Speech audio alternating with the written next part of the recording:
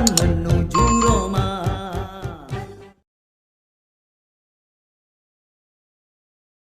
Ini KPH Bojonegoro. Ya, Ini salah satu kantor Perhutani Bojonegoro yang mana di Jalan Imam Bonjol nomor 4 Bojonegoro. Ya, ini di sini kita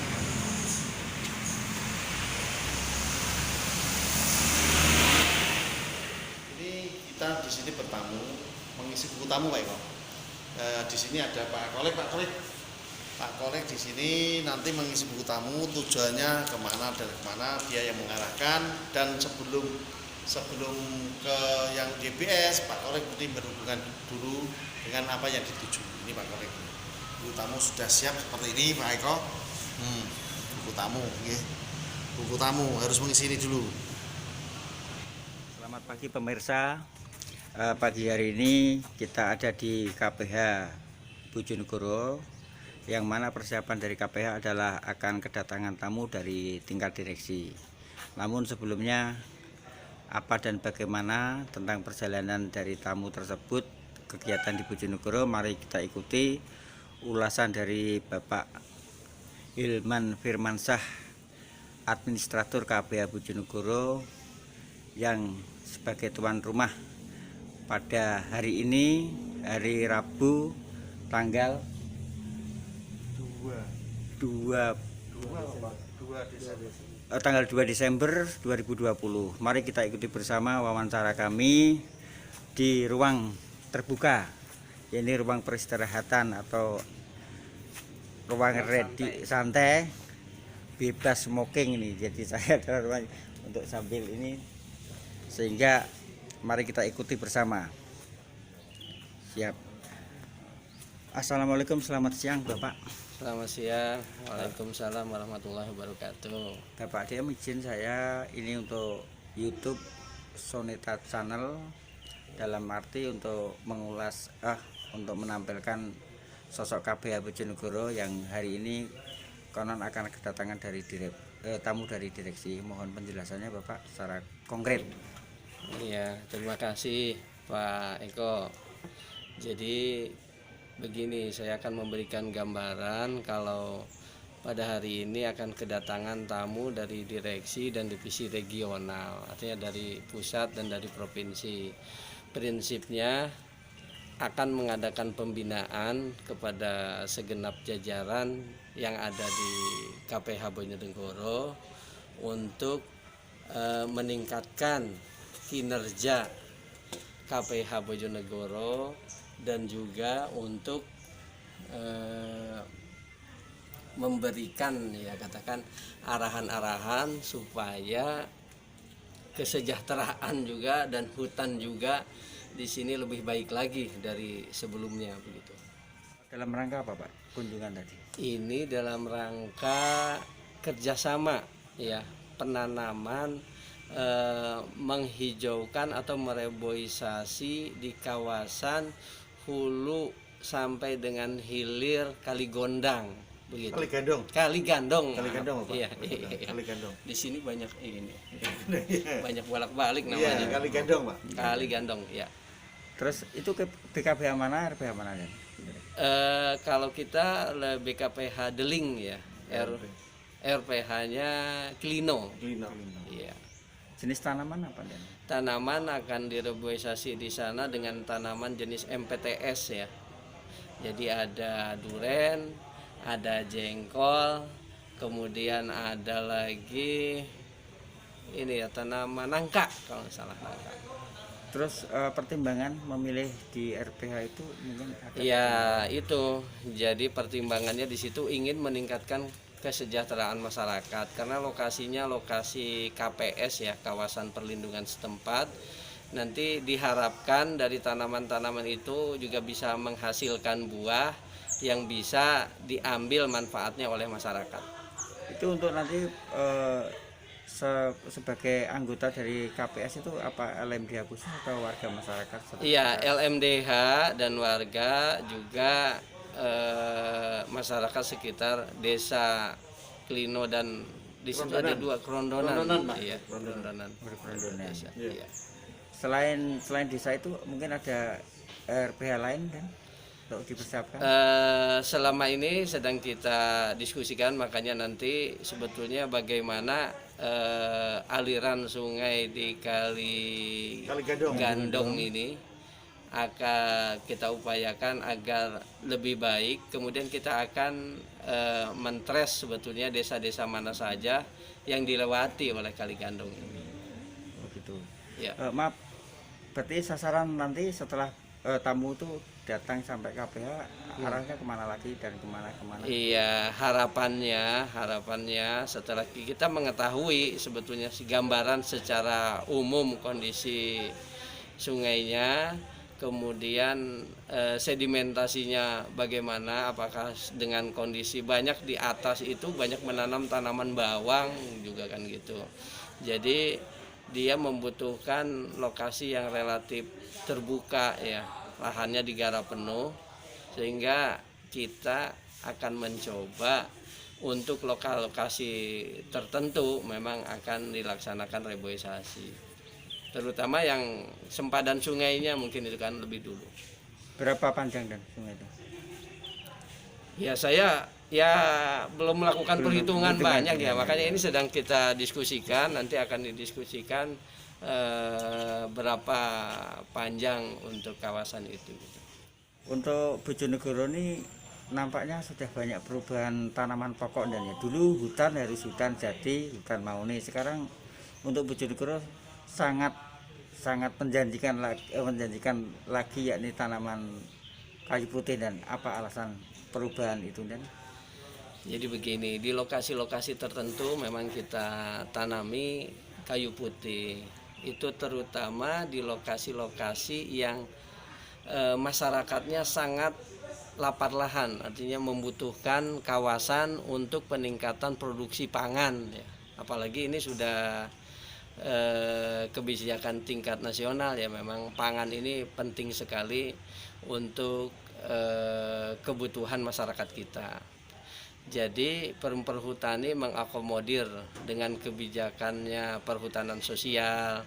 Kita mengatur tanaman pokok kehutanan itu sebagian agar bisa digarap oleh masyarakat. Ada kerjasama yang katakan dengan masyarakat untuk meningkatkan kawasan hutannya agar lebih baik. Juga masyarakat juga mendapatkan hasil dari tanaman-tanaman pertanian yang mereka tanam atau kembangkan gitu. Kalau sistem seperti itu apa Perhutani perhitungan matematikanya nggak rugi dan dari tanaman jati ini harganya mahal, sementara daun dari ini kan harganya cuma sekian. Iya, dari daun ini ya kita produksi yang jelas ada 3 kepentingan di perusahaan itu. Satu ya planet, people ya kan. Artinya planet itu kita berbicara mengenai lingkungannya ya. Lingkungan ya juga harus bagus. Kemudian people ya orang-orangnya juga harus sejahtera. Juga ada yang ketiga adalah profit. Sebenarnya profit itu bisnis. Kita mempertimbangkan 3 poin itu. Di lokasi-lokasi tertentu kita akan mempertimbangkan lokasi bisnis, tetapi di lokasi yang lain juga akan mempertimbangkan mengenai kesejahteraan masyarakat, terutama saat ini pangan juga akan kita pertimbangkan. Ada berapa BKPH untuk total semua di sini tuh ada 13 BKPH yang ditanami kayu putih? Yang ditanami kayu putih hampir semua ditanami. Ada tanaman kayu putih. Terprogram gitu dan ya? Oh iya, jelas terprogram. Jadi lokasi-lokasi tanah kosong, kemudian masyarakat membutuhkan lahan, ya kita tanami kayu putih. Mereka juga menanam tanaman pertanian. Gitu. Terus sistem bagi hasil gimana dan dengan para LMDH yang kecimpung? Ya kita diskusikan, kita tetapkan bersama. Untuk itu ya tidak sepihak, kita harus bersama.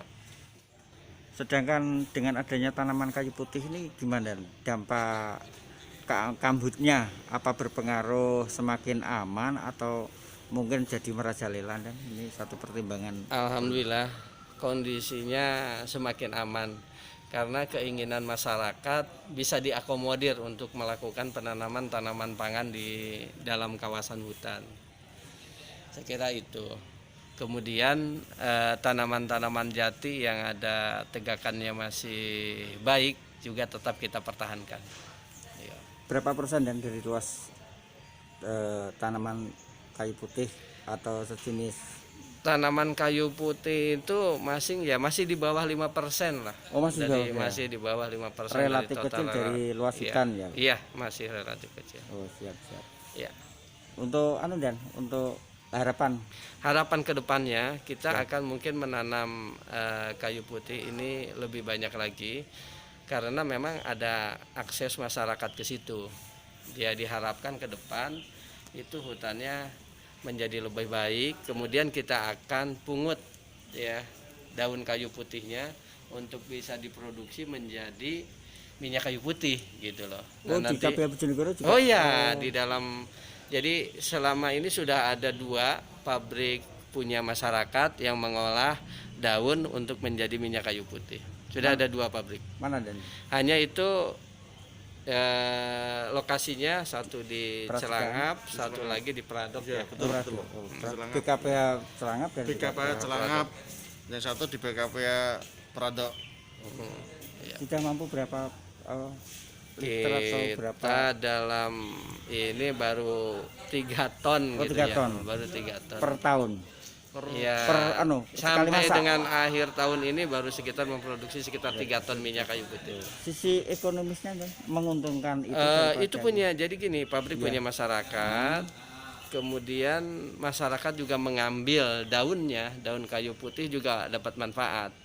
Manfaatnya kita membayar kepada yang mengambil dengan Petik, biaya petik, jadi masyarakat mengambil biaya petik, ada lagi angkutannya ke TP ya, tempat pengumpulan, kemudian diangkut juga sampai ke pabrik. Saya kira ini ada ekonomi yang berjalan gitu. Sebagai untuk multi efeknya ya, peningkatan betul, ya. peningkatan Hutan pendapatan lestari, masyarakat. Hutan lestari, target Ya. terpenuhi, Ya. masyarakat menjadi lebih sejahtera. Terima Saya kira kasih itu. Dan atas waktunya. Oh, mungkin ada tambahan yang lain-lain untuk pesan pada masyarakat. Oh iya, saya pesan kepada masyarakat, tolong kita jaga sama-sama kawasan hutan ini. Apapun tetap kita membutuhkan ke depan, apalagi ada informasi bahwa kondisi air ke depan akan lebih kritis. Saya berharap masyarakat selain mempertahankan nanti tanaman kayu putih, juga mempertahankan kawasan hutan terutama jati-jati yang ada di kawasan Bojonegoro. Saya kira itu dari saya. Assalamualaikum warahmatullahi wabarakatuh. Waalaikumsalam warahmatullahi wabarakatuh. Demikian tadi wawancara kita dengan Bapak Administrator atau KKPH Bojonegoro, Bapak Insinyur Ilman Firmansyah BME. Firmansyah ya. Nanti kita itu. Berikutnya ini untuk dengan Pak KSS Humas KPH Bojonegoro. Ya. Mungkin ada dan dengan adanya tindak lanjut yang disampaikan Bapak tadi dengan menambahi bagaimana untuk proses ke depan ini. Ya, dengan adanya program Bapak ADM itu sangat bagus untuk perhutani KPH Bojonegoro, terutama dengan adanya kayu putih. Masyarakat desa hutan akan lebih sejahtera. Karena apa? Yang dulunya mata pencahariannya di hutan aja sekarang bisa ikut menikmati hasil sulingan minyak kayu putih dari hasil sharing dari perhutani. Begitu dan ya. Yaitu dengan adanya itu keamanan KPH Bojonegoro menurun. Kita relatif agak sedikit enjoy lah. Jadi karena apa? Kita hanya berfokus pada tanaman pokok kayu putih harus jadi, di samping juga tanaman pokok jati. Jadi 2 kepentingan sama bisa sama berjalan, dan saat ini alhamdulillah dengan LMDA setempat bersinergi. Itu aja Mas Eko. Terima kasih. Ini kunjungan Bapak Adem pertama kali di Waduk Gonseng. Nah, ini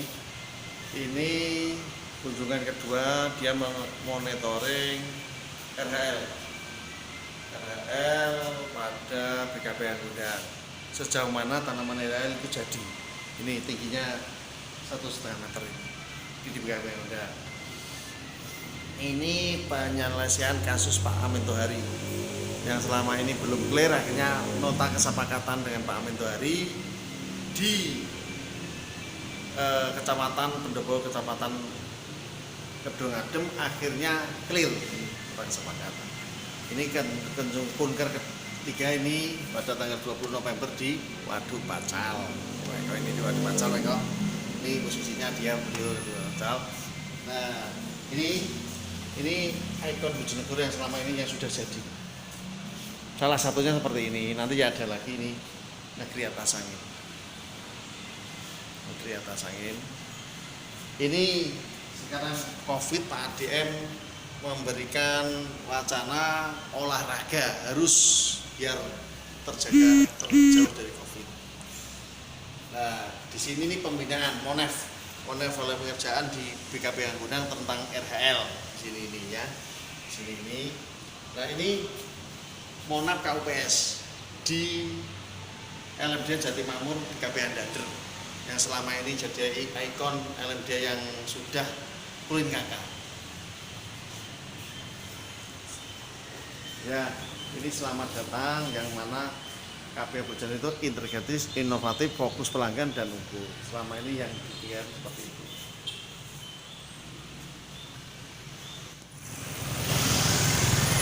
Nah, inilah mantan Kaur Humas KPH Bojonegoro Pak Markom sudah pamitan. Banyak jalan menuju Roma.